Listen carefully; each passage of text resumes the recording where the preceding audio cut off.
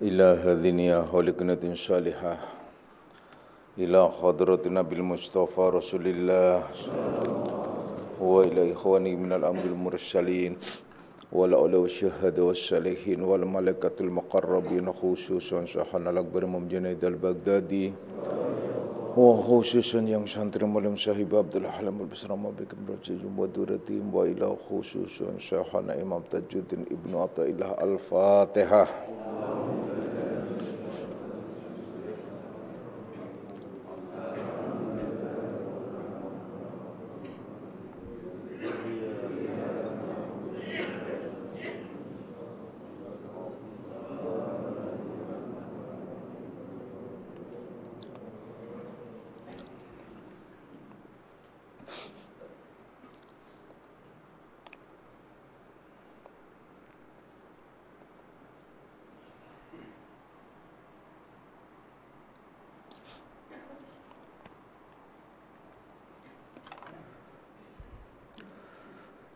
Assalamualaikum warahmatullahi wabarakatuh.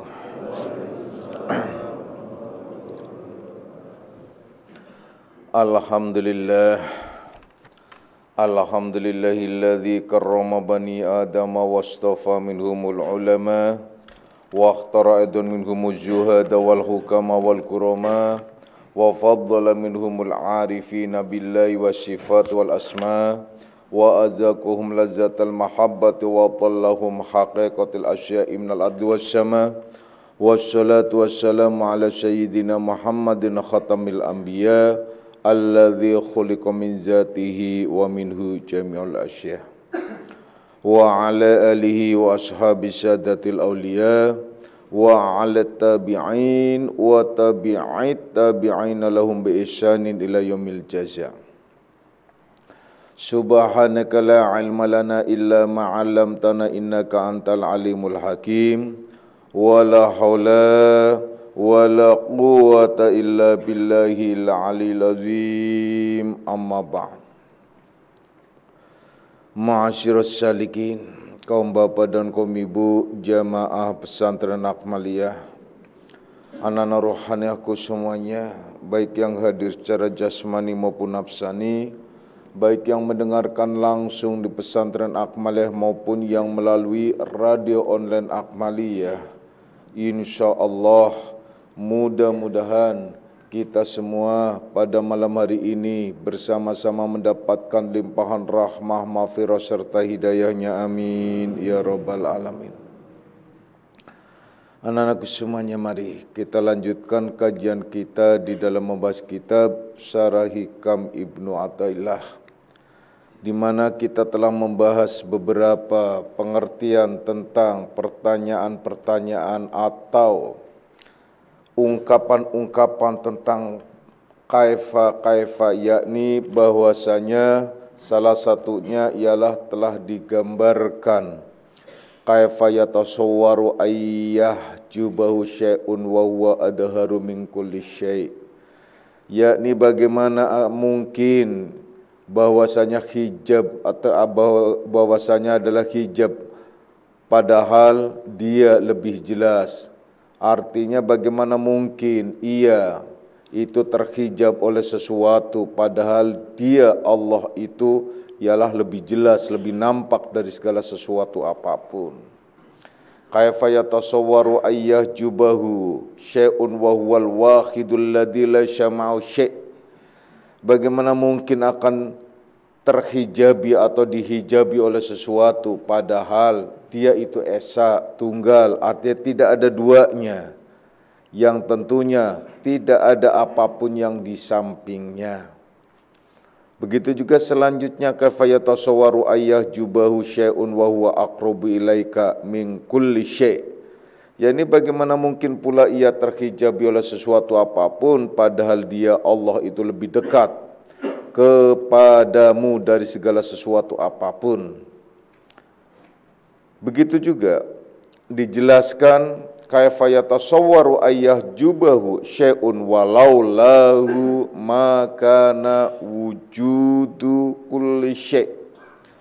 yakni bagaimana mungkin Allah itu terhijab oleh sesuatu padahal andai saja tidak ada Allah, niscaya tidak akan ada segala sesuatu apapun.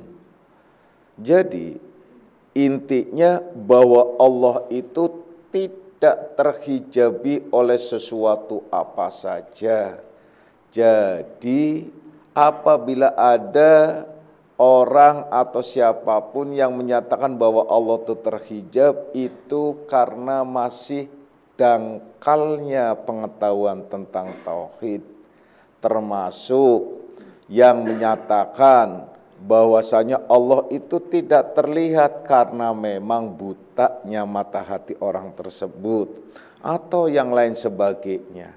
Karena Allah sendiri menyatakan huwal awwalu wal akhiru wal zahiru wal batin. Allah itu yang awal, yang akhir, yang zahir dan yang batin. Berarti diawali oleh Allah, diakhiri oleh Allah, dia yang zahir nyata dan dia pula yang batin. Artinya bahwa ia adalah meliputi segalanya. Lalu bagaimana mungkin ada sesuatu yang bisa menghijabinya kalau ia adalah esa atau tunggal atau tidak ada duanya? Artinya sesuatu yang tidak ada duanya ialah tentu saja dia tidak akan tersembunyi oleh sesuatu apapun. Andai saja kalian mempunyai sebuah tamsil gambaran, jika ada barang atau apa saja yang hanya ia, ciri khasnya ia sendiri, pasti tidak akan terhijab oleh sesuatu apapun. Sebut saja, nggak usah jauh-jauh ya. Kalau kita punya mobil yang lain sendiri, baik dalam bentuk warna atau ciri khasnya, itu nyaris tak terhijab oleh sesuatu apapun. Artinya tidak terhijab, artinya kita mudah mengenalinya. Mengenalinya walau sepintas sekalipun ya. Tapi kalau mobil itu adalah sama warnanya, kita susah untuk mengenalinya. Itu contoh yang paling sederhana. Begitu juga dalam hal-hal lain. Oleh karena itu kita lanjutkan juga, akhirnya mu'alif menyatakan ya ajab, ya ajaban kaifa yadharul wujudu fil adami am kaifa yasbutu am kaifa yasbutul hadisu ma'a mallahu wasful kidam. Yakni mu'alif juga menyinggung tentang betapa ya ajaban kaifa yadharul wujudu fil adam, yakni betapa alangkah ajaibnya, aneh istilahnya. Ini kalau disebut diungkapkan, ini sungguh aneh. Aneh, sungguh-sungguh aneh dan sangat ajaib. Bagaimana kalian tahu ya, ada sesuatu, ada tampak wujud di dalam Adam. Jadi bagaimana ada wujud di dalam Adam, di dalam ketiadaan. Ini mungkin bingung ya. Coba renungkan baik-baik. Bapak tundukkan dengan bahasa yang sesuai dengan kita. Satu keanehan apabila ada sesuatu ya, ada sesuatu atau ada wujud di dalam ketiadaan, atau ada wujud ya,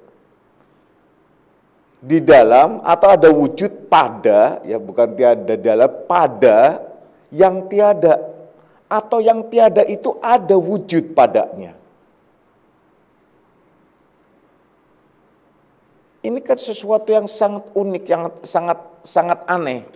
Bahkan diungkapkan sebaliknya lagi. Yakni am kaifa yasbutul hadisu ma'amallahu wasful qidam. Coba renungkan lagi, atau bagaimana dapat bertahan sesuatu yang fana itu di samping zat yang bersifat qidam, yang bersifat qadim. Maksudnya, kalau kita renungkan baik-baik dari kesimpulan yang di atas semuanya, mu'alif menekankan, cobalah renungkan baik-baik. Mungkinkah atau bisakah disebut sesuatu yang adam, sesuatu yang tidak ada itu dia punya wujud. Bagaimana kalian akhirnya mengekspresikan sesuatu yang tidak ada, itu justru kalian ekspresikan bahwa itu ada. Kenapa contohnya? Contohnya semua yang ada di muka bumi ini, itu kan sebenarnya tidak ada. Tapi kalian merasa itu ada. Dan memang nyatanya nyata menurut kita, itu ada. Kita sentuh, istri kita sentuh ada. Anak kita sentuh ada. Teman kita sentuh ada. Kita lihat ada. Semuanya ada. Kenapa adanya di situ? Ini kan pertanyaan besar sekali. Kritikan yang sangat tajam terhadap orang-orang yang ahli tauhid atau orang-orang yang sedang memahami tauhid, kemudian dibalik lagi. Atau bagaimana mungkin sesuatu yang fana itu bisa berdampingan, kuat dia bisa berdampingan, dia bisa berdampingan di sisi zat yang kidam. Zat yang bako, yang kodim. Bagaimana mungkin? Mungkin kalau digarisbawahi dengan singkat, akhirnya kalimatnya disimpulkan, pada dasarnya siapapun di antara kalian yang menganggap sesuatu itu ada, itu hanya angan-angan kita. Begitu pula kalau kita menganggap bahwa sesuatu itu adalah kekal, sesuatu yang tidak ada kemudian dia bisa kekal, itu hal yang mustahil. Atau bisakah makhluk itulah berdampingan dengan Tuhan, zat yang kekal? Tidak. Akhirnya juga benang merahnya di sini yang dimaksud bahwa semua itu hakikatnya tidak ada. Yang ada itu hanya dirinya, itu sebenarnya. Jadi mondar-mandir kalimatnya, bagaimana coba? Bagaimana kalian akan menganggap sesuatu itu ada? Bagaimana kalian menganggap sesuatu itu ada sementara sesuatu itu tidak ada? Jadi kebanyakan manusia itu pakai angan, kebanyakan kita tuh pakai angan, pakai kebiasaan, merasa bahwa sesuatu yang ada di sekitar kita itu berwujud ada. Hakikatnya itu tidak ada. Lalu bagaimana sesuatu yang tidak ada disebut ada? Kan hanya angan. Contoh yang paling mungkin real bagi kalian ialah saat kalian tidur kemudian kalian mimpi.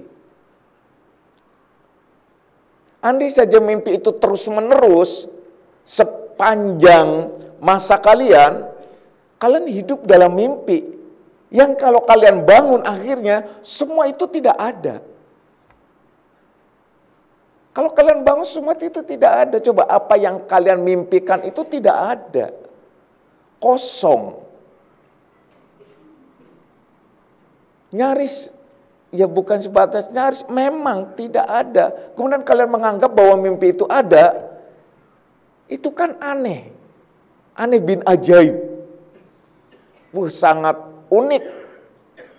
Bagi orang-orang yang ahli makrifah, itu terpesona memang, unik.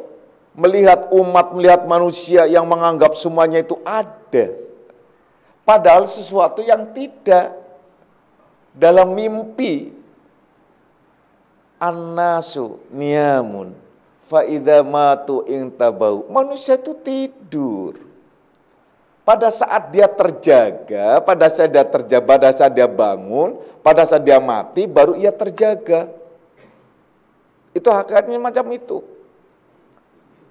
Jadi nanti ya, kalian itu akan terbengung-bengung.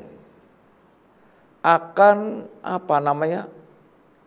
terbelalak dalam arti terkaget-kaget. pada saat kalian terjaga, dibangunkan di alam, nggak usah kita berbicara jauh nanti di alam mahsyar. Karena kalian anak-anakku semuanya, maka akan dibangunkan, yaitu pada saat kalian jasadnya lepas, sampai udah dikubur, selesai, maka kalian akan terbangun, dijagakan. Dibangunkan, yaitu di alam yang disebut saja planet, alam transit, atau yang disebut dengan istilah kubur. Pada saat kalian terbangun, mungkin kalian kaget. Kaget pertama ialah kalian ketemu dengan mursyid kalian. Kaget yang kedua, kalian itu disadarkan. Disadarkan bahwasanya apa yang telah kalian lakukan semuanya dalam kehidupan. Itu semua. Itu sebelum kalian ada di al-yamin yang sudah jelas aman. Ini masih disadarkan. Sadar, baru kalian sadar, persis kayak orang kalau kalian tidur di sini kemudian Bapak bangunin, setelah Bapak bangunkan kalian untuk sholat subuh atau apa, kalian kaget terus kalian wudhu, setelah wudhu baru sadar. Nah, kalau dibangunkan, setelah dibangunkan, kalau kalian memang punya mursyid, kalian diajak untuk mandi di Al-Kautsar. Setelah mandi Al-Kautsar baru kalian sadar. Jadi sadarnya persis kayak orang baru bangun tidur, kemudian dia ingat mimpi. Terbayang semuanya. Setelah sudah clear semua terbayang, kalian tahu ternyata apa saja. Apakah kalian waktu mimpinya itu banyak melakukan hal-hal yang tidak layak, atau kalian pada saat mimpinya itu adalah banyak melakukan yang baik-baik. Di situ kalian benar-benar terjaga. Jadi kayak benar-benar terjaga. Saat itu kalian sudah pakai jasad barzaki. Bapak tidak akan bicara jauh di sana. Ada yang bertanya di dalam grup tentang mati. Benar Pak, bahwasanya kalau mati itu adalah seperti mimpi. Dia bisa melihat itu dan lain sebagainya. Memang pada saat ditanya tentang kematian, tentang sakratul maut,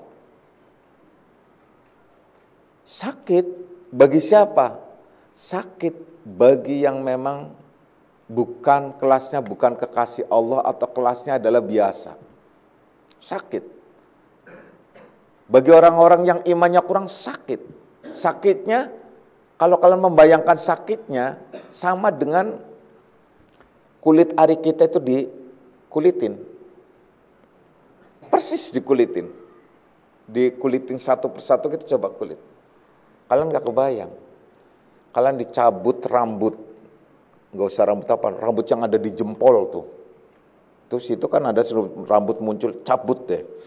Aduh, sakitnya itu kayaknya gak bisa ditebus itu. Sakit apa lagi? Sakit gigi. Rasanya walaupun biasa mendengarkan alunan lagu tuh nikmat, makin pengang. Sakit apa lagi? Banyak, bahkan diterangkan dalam kitab-kitab.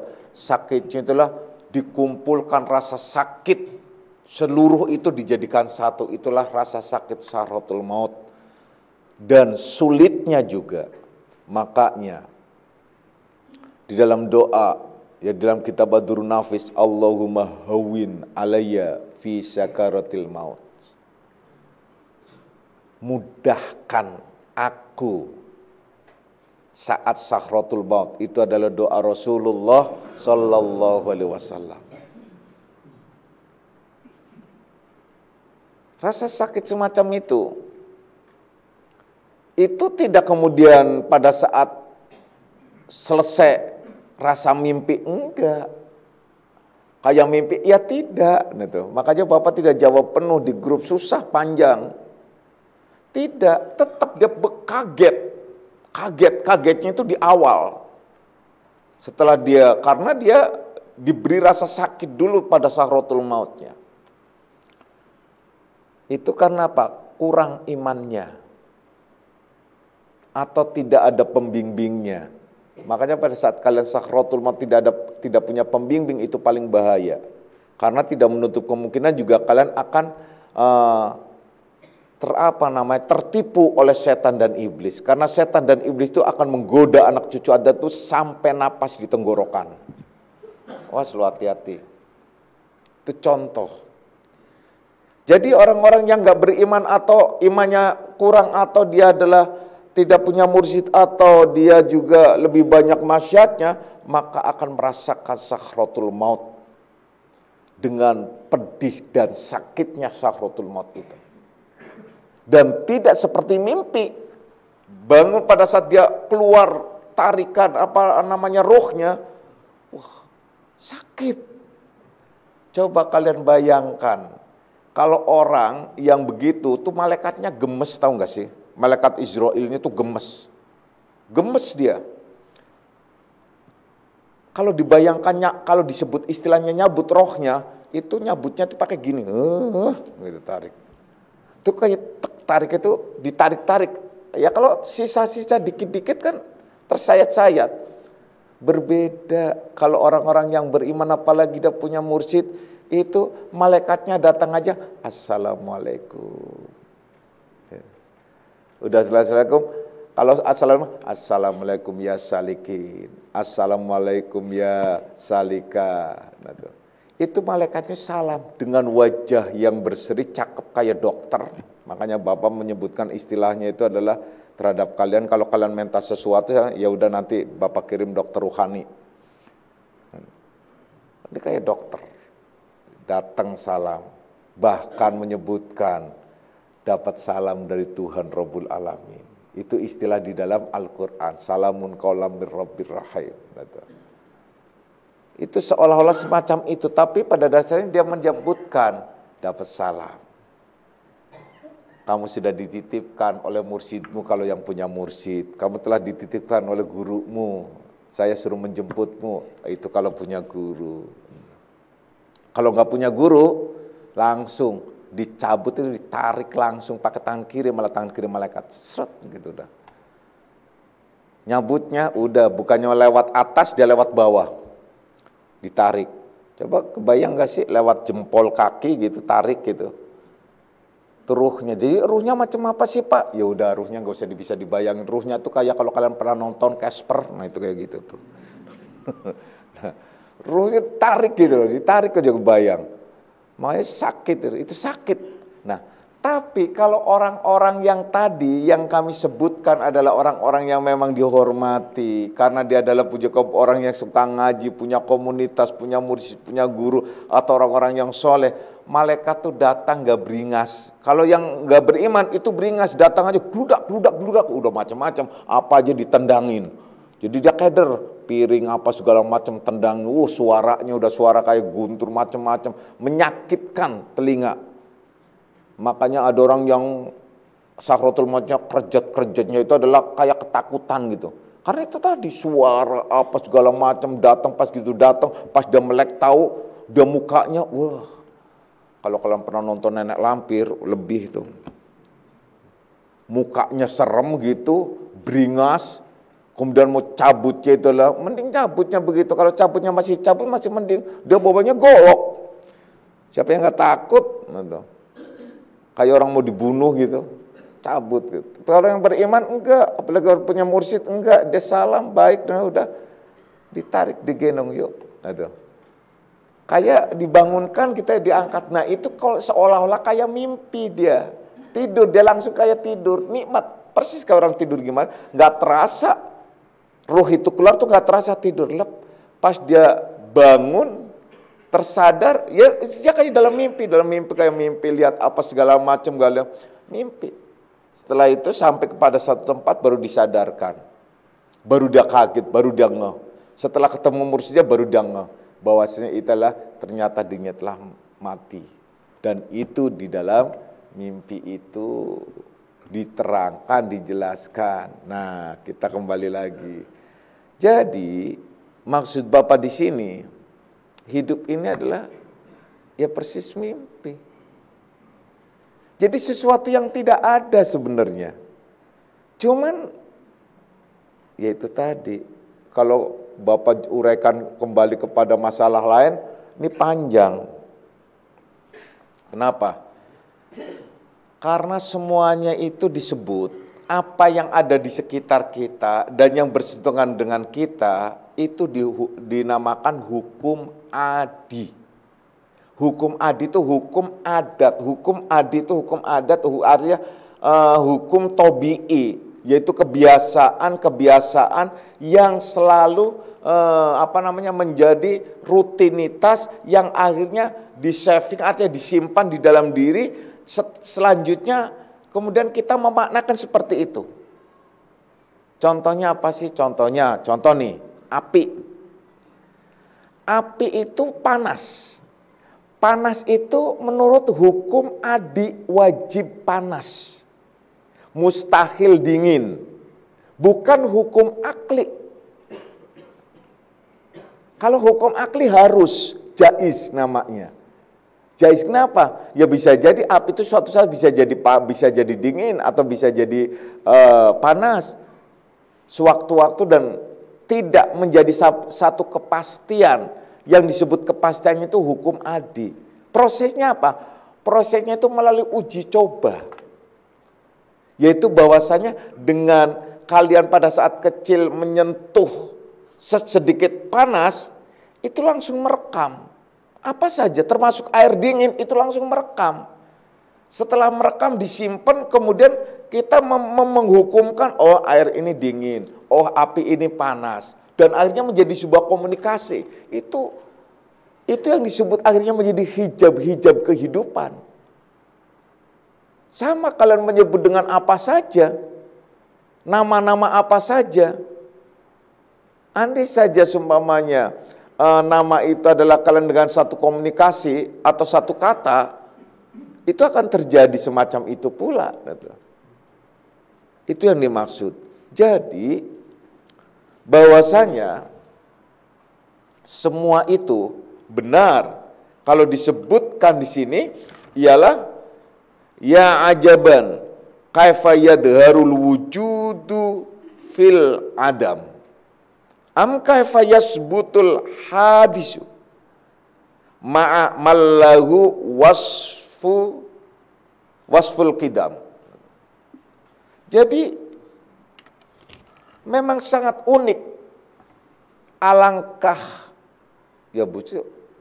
gimana alangkah anehnya, ajib lah istilahnya ya. Ajaba di sini ajib gitu loh. Yaitu tampak wujud ada, wujud disebut wujud itu tampak pada sesuatu yang tidak. Sesuatu yang adam, sesuatu yang tidak ada. Kan aneh kalau ada sesuatu yang disebut berwujud tapi pada sesuatu yang tidak ada. Mana?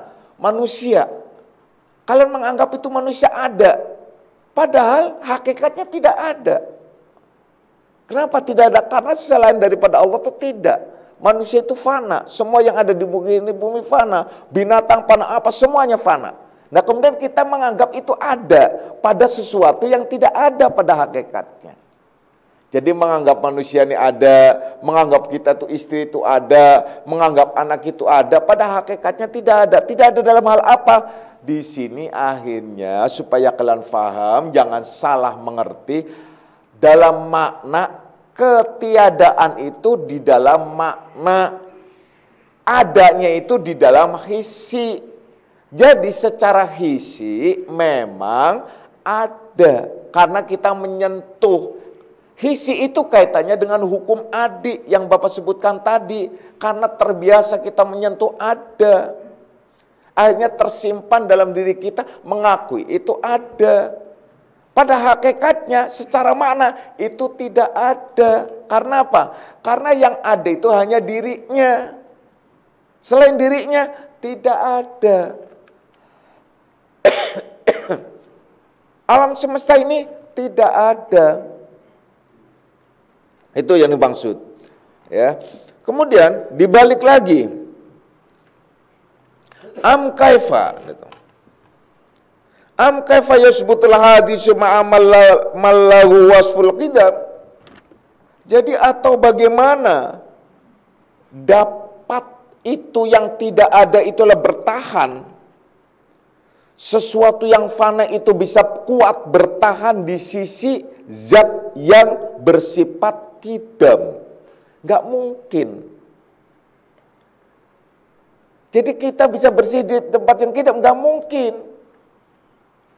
Jadi kalau ada orang bilang manusia itu bisa makrifah, sadar, nggak mungkin. Karena sifatnya manusia itu adalah Adam, tidak. Atau fana, yang hancur. Kemudian dia bisa berdampingan dengan yang kidam, yang bako, nggak mungkin. Makanya tidak mungkin manusia itu bisa makrifah. Lah terus yang makrifah apa? Ingat. Bahwasanya yang namanya makrifah itu araftu Robbi birobbi. Aku mengenal Tuhanku dengan Tuhanku. Yang menjemput itu Tuhan. Yang mengenalkan itu Allah. Mungkin ini masih bingung. Kita kembali ke dalam diri kita. Begini. Ada kornea mata dan ada pandangan. Bedakan antara pandangan dengan kornea mata. Kornea mata itu fisik. Pandangan itu ruh. Sekarang yang melihat mata itu ruh atau mata? Kan begitu. Maksudnya yang bisa melihat ini semua itu ruh atau jasad? Yang bisa mendengar itu ruh atau telinga? Yang bisa berkata-kata ruh atau mulut? Tapi memang yang terlihat perkataan itu dari mulut. Melihat itu mata, mendengar itu telinga. Jangan tertipu. Banyak orang yang punya telinga tapi tidak mendengar. Banyak orang yang punya mata tapi tidak melihat. Banyak orang yang punya mulut tapi tidak bisa berkata-kata. Ini hanya sebuah tamsil. Perumpamaan untuk mendekatkan agar kalian paham bahwasanya semua kekuasaan itu Allah yang punya, bukan kita. Persis kayak fisik kita, mulut kita, mata kita, telinga kita, semua itu tidak punya perkataan, tidak punya penglihatan, tidak punya pendengaran. Semuanya itu ruh. Ruh itu adalah perwujudan atau perumpamaan, dalam hal ini ialah Tuhan. Sedangkan jasmani ini diumpamakan makhluk. Mulut itu diumpamakan makhluk. Bagaimana mulut itu bisa berkata-kata?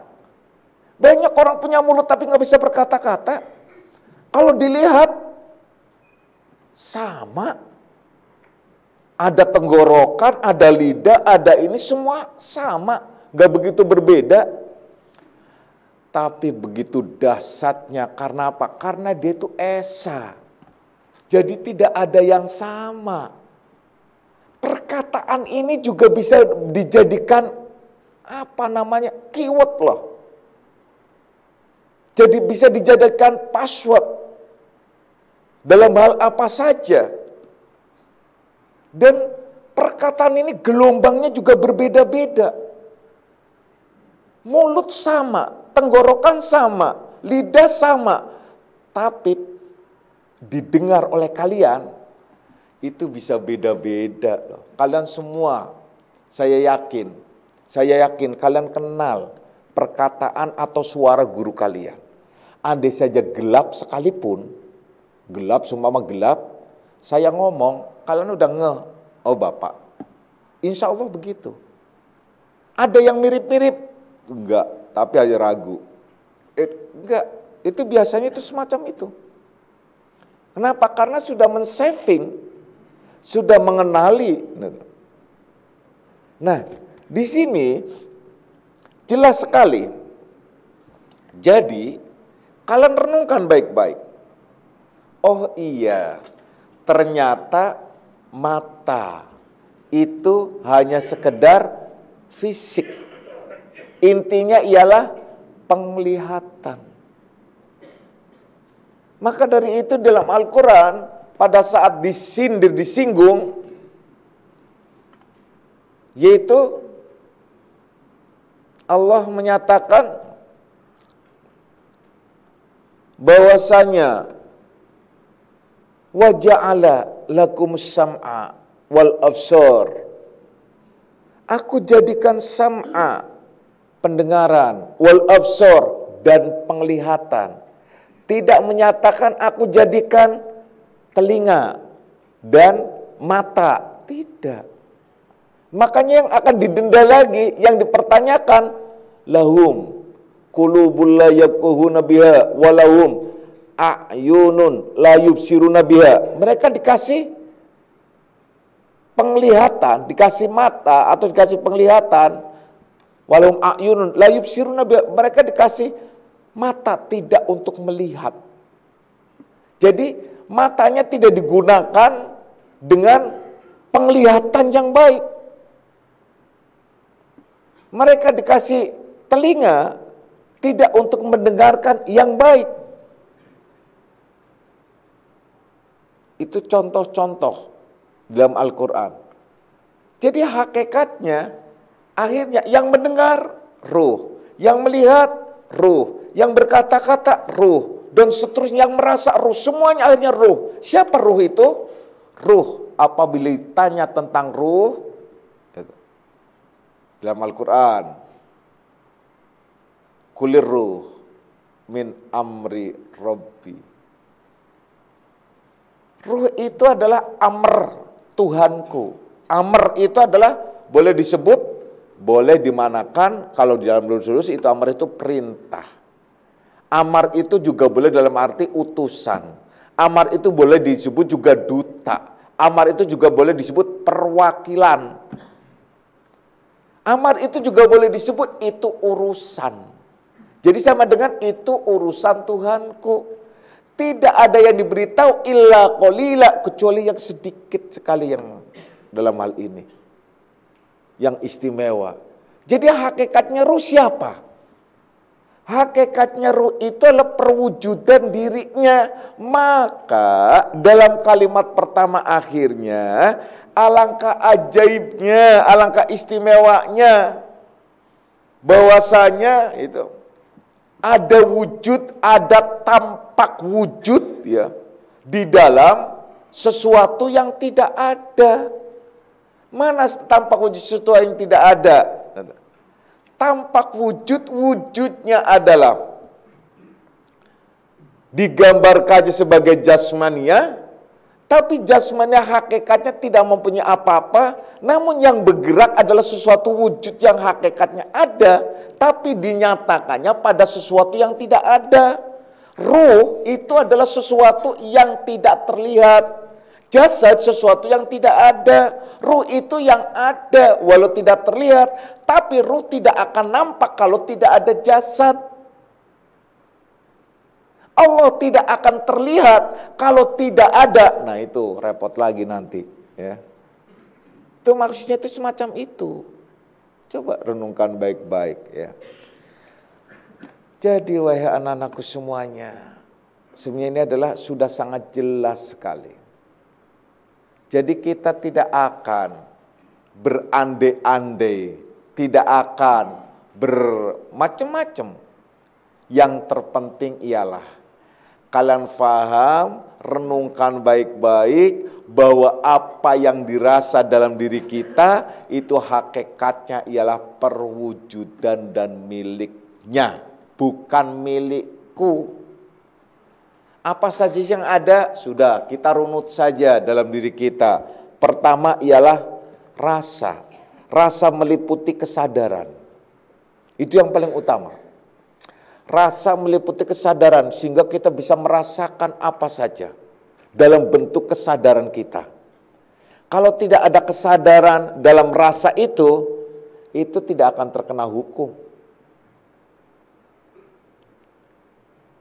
Karena rasa itu, kesadaran itu ialah dinampakkan atau diwujudkan, dinamakan dalam bentuk akal dan fikir. Terkoneksi dengan rasa, kemudian mengembang dalam hal yang lain, seperti rasa melihat, rasa mendengar, rasa berkata-kata, rasa mengetahui, rasa kuasa, rasa kehendak, sampai pada rasa hidup. Itu semua adalah nama-nama sifat yang ada di dalam sifat ma'ani. Maka sifat ma'ani yang jumlahnya 7 itu dirasakan langsung oleh kita. Sementara sifat ma'ani itu adalah bagian daripada sifat 20. Yang berarti sifat ma'ani itulah milik Allah. Sifat ma'ani adalah milik. Bukan sebatas milik Allah, bukan milik kita. Lalu yang kita miliki siapa dan apa? Tidak ada.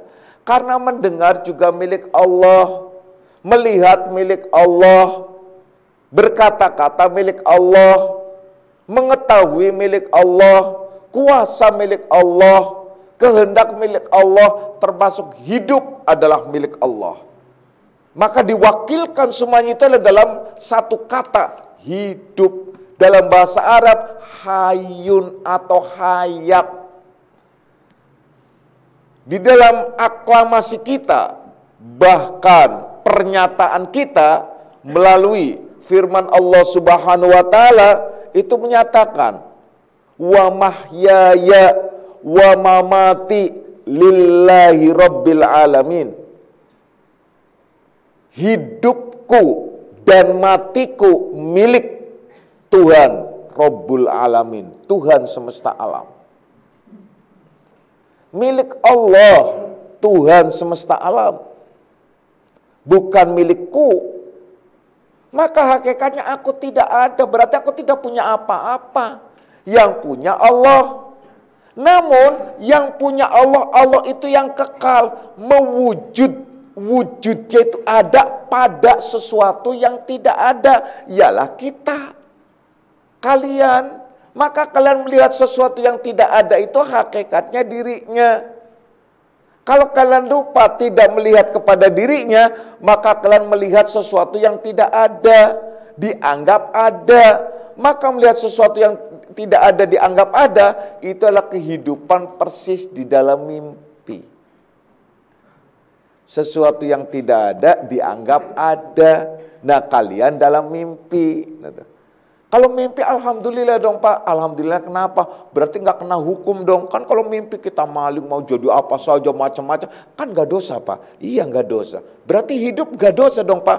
Iya memang. Hidup itu nggak dosa. Tapi perbuatanmu tetap dosa. Lain. Ini mimpi itu perumpamaan, kemudian jangan dibalik-balikan itu sebagai pernyataan-pernyataan pasti. Karena ungkapannya, perumpamaannya, hidup dan kehidupan itu persis dalam mimpi, yaitu sesuatu yang tidak ada hakikatnya secara maknawi. Ini untuk menjadi ketetapan di dalam hati kita bahwa memang tidak ada.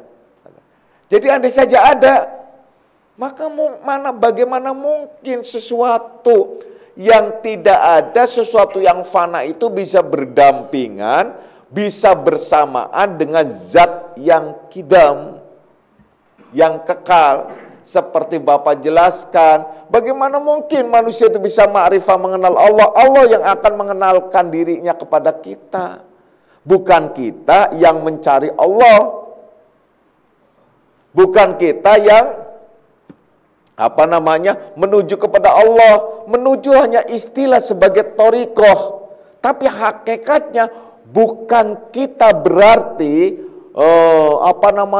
bersegera, artinya menuju pada Allah dalam arti bahwa dengan kekuatan kita itu tidak. Andai saja kita menuju kepada Allah, maka lillah, ilallah, billah. Itu semua milik Allah. Menuju kepada Allah dengan Allah, maka mengenal Allah dengan Allah. Kata dengan di sini juga jangan dimaknakan dua sisi lagi. Ada diriku dan ada dirinya. Bagaimana mungkin kita yang fana kemudian bisa berdampingan dengan yang kekal? Wahai anak-anakku semuanya, kalau kalian tahu tentang cahaya lampu, bagaimana mungkin cahaya lampu itu ada manfaat dan terangnya pada saat ia berdampingan dengan cahaya matahari? Gak ada artinya. Cahaya kalian lampu yang yang di jalan kan terang banget tuh kalau malam. Coba pada saat siang dia nyala, gak ada efek sama sekali, gak ada artinya sama sekali. Jadi kalian jangan kepedean. Bisa sholat kemudian ada artinya untuk menyelamatkan lingkungan. Kagak. Gak ada artinya. Cahaya Allah itu lebih tinggi. Cahaya Allah dan kekuasaan Allah lebih segala-galanya. Saya adalah berzikir kan supaya katanya kalau ada di lingkungan itu orang yang berzikir, kan paling gak ada bisa menyelamatkan lingkungan. Gak ada. Loh kok gak ada, kan kata Allah sendiri, jangan kemudian dimaknakan letterlock semacam itu. Hakikatnya adalah Allah, karena Allah, dia yang disebut ahli zikir ialah yang telah fana. Bukan orang zikir biasa-biasa saja. Buktinya zikir di mana-mana. Masjid diacak-acak, orang dibantai. Itu sudah biasa. Kenapa? Karena zikirnya ya zikir-zikir apa? Bukan zikir yang sesungguhnya. Bukan zikir yang dikehendaki. Zikir yang benar ialah zikir yang sadar. Yaitu yang dia bisa tawasul. Dia bisa sholla. Zikir yang ada connecting dengan Allah. Yang disebut hudurullah fil qalbi. Menghadirkan Allah di dalam hati. Itu semacam. Anak-anakku semuanya. Jadi akhirnya Bapak jadi ingin menjelaskan, kalian jangan terjebak oleh berbagai macam istilah-istilah. Banyak sekali di dalam kajian-kajian, terutama di dalam Al-Quran maupun hadis, itu banyak istilah-istilah. Istilah-istilah yang tidak bisa ditelan begitu saja, apalagi kajiannya itu adalah menyangkut tentang hati dan jiwa, menyangkut tentang budi, menyangkut tentang akhlak, menyangkut tentang akidah. Semuanya itu hampir banyak, lebih banyak pada hal-hal yang dikaitkan dengan metafor-metafor. Ya contoh saja paling sederhana, wa nahnu aqrabu ilaihi min hablil warid. Kami lebih dekat kepadanya dari urat nadi. Terus apa yang harus dimaknain? Sebenarnya seperti tadi. Yaitu pada saat kalian sudah paham, ada wujud yang nyata pada tempat yang tidak.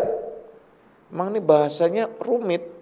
Ada wujud yang nyata menempati pada yang tidak. Ini kan kalimatnya sama. Jadi bagaimana dia itu ada tampak wujud di dalam sesuatu yang ada, di dalam sesuatu yang tidak. Maksudnya tampak wujud itu nyata. Bapak sebenarnya kepengen apa tuh? Nyeplakna apa sih bahasanya itu? Pengen apa? Itu kalau bahasa bahasa Yunani itu kalau nggak salah nyeleketekna gitu loh. Jadi plak gitu loh, gimana gitu loh. Tapi kadang ngeri juga untuk kalian tuh salah memahami. Jadi kalimat yang pertama bahwasanya apa tuh? Di sini ya ajaban kaifa yadharul wujudu fil adam. Itu sebenarnya itu kalau dimaknakan kemudian simpulkan sederhana, ini kan sesuatu yang berwujud. Sebenarnya ini beliau itu terpesona mengucapkan yang ajab itu ajib gitu. Heran aku tuh. Kok ada sesuatu yang nampak yang berwujud pada sesuatu yang tidak. Ini bisa dua makna dimaknakan. Bisa jadi terpesona keheranan. Iya, kamu percaya bahwasanya ada sesuatu yang asli, yang berwujud pada sesuatu yang tidak punya wujud. Itu bisa dalam makna yang sesungguhnya sebenarnya terpesona. Kok iya ya? Bisa ya? Sesuatu yang kekal, sesuatu yang asli, sesuatu yang punya wujud, itu bisa menempati pada sesuatu yang tidak punya wujud. Sesuatu yang tidak ada atau sesuatu yang ada itu bisa menempati sesuatu yang tidak ada. Ini kan sebenarnya sederhana saja. Tadi sudah Bapak ungkapkan. Sesuatu yang tidak ada itu jasad. Sesuatu yang ada itu ruh itu dulu. Nah, barang siapa yang ingin melihat ruh, lihatlah jasad. Kalian gak akan mungkin bisa melihat ruh kalau tidak melalui media. Medianya apa? Jasad. Nah, media ini adalah sebenarnya tidak ada artinya, tidak ada sebenarnya. Hanya sekedar media gitu loh. Kalau nggak pakai media nggak tahu. Contohnya seperti ruh, mungkin bingung deh, angin. Kalian tahu kalau di di bandara-bandara atau di di pelabuhan-pelabuhan atau di kapal-kapal itu selalu ada yang menandakan arah angin dengan kain atau dengan apa saja, atau dengan gelembung apa supaya kelihatan arah angin itu di mana dan dari mana. Kalau tidak ada pakai media itu tidak akan kelihatan. Kalian mau melihat angin pakai apa coba? Kalian melihat udara pakai apa coba? Kalian akan mengatakan ini angin arahnya ke sana itu karena ada media. Jadi hakikatnya jasad ini adalah media yang tidak ada. Artinya media yang tidak ada di sini diganti dengan kata tidak berfungsi, tidak berguna. Artinya sesuatu yang rusak, yang tidak ada artinya. Tapi ini media untuk mengetahui adanya ruh. Maka ruh itu menempati sesuatu yang tidak. Ruh itu hakikatnya adalah sifat dan wujud dirinya. Makhluk itu adalah hakikatnya suatu media yang menampakkan dan mewujudkan dirinya. Maka hakikatnya makhluk tidak ada. Yang ada ialah wujud dirinya.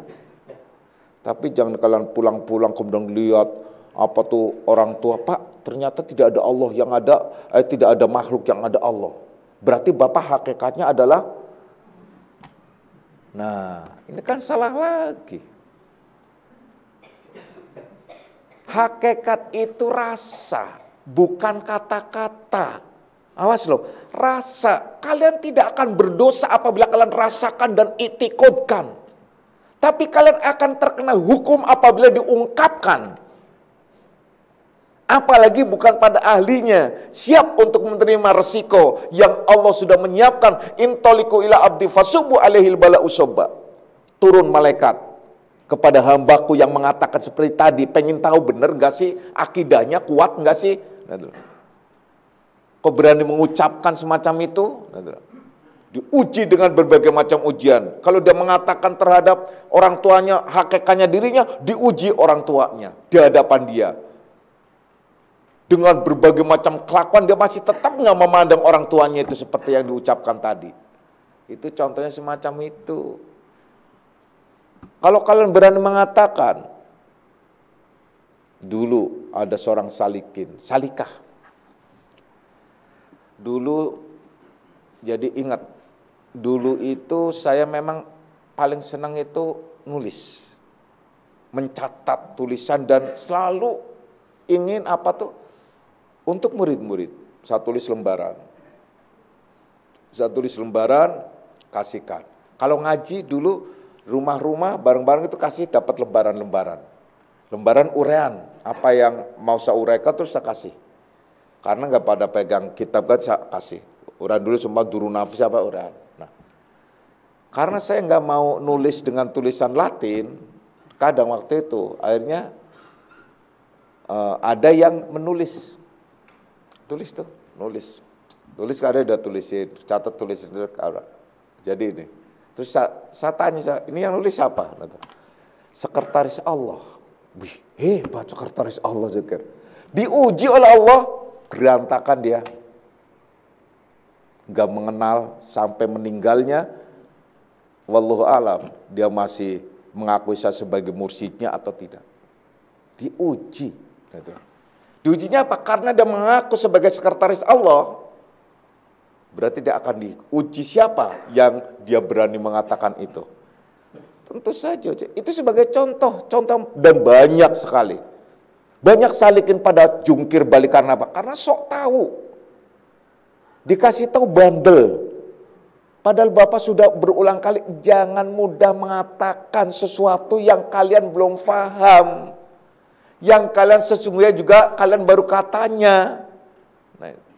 Karena itu membongkar rahasia ketuhanan.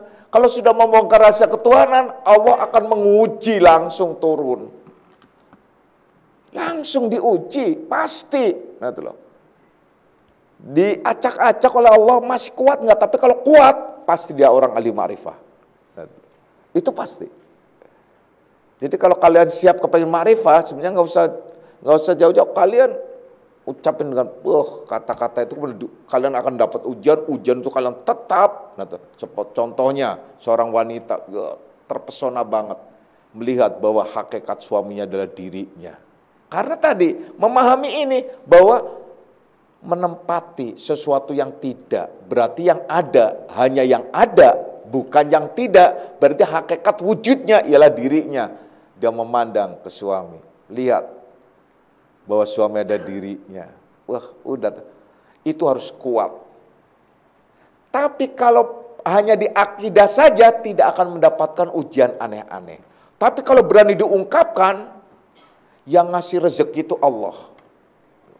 Istri kan, gagah-gagahan kan macam-macam istri. Udah, istri akmali, anak orang-orang akmali kan solehah-solehah. Ya insya Allah. Dia langsung. Yang memberi rezeki Allah. Yang apa? Allah, yang mencintai Allah itu kasih sayang Allah.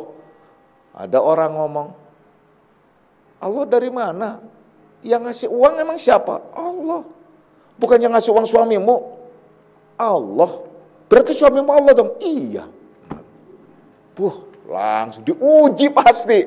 Nah itu pasti diuji. Tapi kalau di dalam hati aja tetap yang ngasih rezeki Allah. Kemudian, kan suamimu. Iya, suami itu perantara. Nah, itu yang benar. Suami itu sabab. Tapi dalam hati kalian boleh sabab karena lu bodoh. Jadi gue bilang sabab gitu aja. Nah gitu, dalam hati gak apa-apa gitu loh. Daripada kalian kebongkar rahasianya, ya kan bisa babihi. Nah itu loh. Lu masih bodoh. Jadi gue ngomongnya ya gue udah aja udah gitu. Sabab, tapi dalam hati terus itu nggak akan diuji. Berbagai macam, bahkan makin berlimpah rezeki, makin berlimpah kasih sayang dan seterusnya. Tapi kalau berani mengungkapkan, dipancing oleh orang awam, kemudian terungkap oleh orang syariat, oleh orang fikih, oleh orang lahiriah, kalian berani mengungkapkannya, itu ujian. Hanya ada dua tempat yang kalian tidak akan diuji mengungkapkan. Pertama, ialah makom taklim seperti sekarang. Saya mengungkapkan untuk kalian, untuk anak-anakku. Untuk salikin-salikah, bukan untuk yang lain. Kalian boleh ikuti saya kalau saya ceramah tempat umum. Mana ada saya mengungkapkan semacam ini? Enggak mungkin. Saya mengungkapin, paling saya ajak bercanda, paling saya ajak hihahi, paling saya ajak ya secara ceramah umum saja, paling begitu. Itu sebagai contoh itu satu. Yang kedua ialah pada ahlinya. Yang disebut ahlinya ialah orang yang telah sunyi hatinya. Paling tidak kalian mengenali orang yang sunyi hatinya ialah sesama salikin. Kalau kalian diskusi, ngobrol sambil ngopi di rumah, silaturahmi. Kalian daripada kalian di rumah nganggur, silaturahmi ke saudara kalian. Kan lumayan dapat kopi gratis. Ya kan? Udah kopi gratis, ada pisang goreng macam-macam, udah makan kenyang lahiriah, kenyang juga rohaniah, sambil diskusinya apa? Ilmu yang dikaji. Wah, kan istimewa banget. Kita ketemu, sama-sama ketemu ngomongnya apa? Dagang mulu. Nah itu. Gimana lu? Kok saya gojeknya susah banget. Oh iya itu bro. Aduh, seger. Repot mulu. Nah itu ya. Gago terus ya. Nah itu contoh. Jadi itu sebagai contoh ya. Jadi wahai anak-anakku semua, ini adalah sudah sebenarnya uraian Bapak sudah terlalu ya, berlebihan sebenarnya untuk di kelas malam Sabtu ini udah melampaui sebenarnya, tapi tak mengapa, karena kalian Bapak anggap sebagai orang-orang yang berhak menerima pemahaman dan pengertian seperti ini, insya Allah, amin ya robbal. Bagi yang belum paham, yang tidak mengerti, sudah nggak usah dipikirkan dan nggak usah diomongin, sudah lewatin aja, next saja, udah lewatin saja, udah. Mudah-mudahan di lain waktu Allah memberikan pemahaman dan pengertian yang lebih baik lagi, amin ya robbal alamin. A'udzubillahi minasyaitonirrajim. Bismillahirrahmanirrahim. Raditu billahi rabbil alamin wa Muhammadin nabiyya.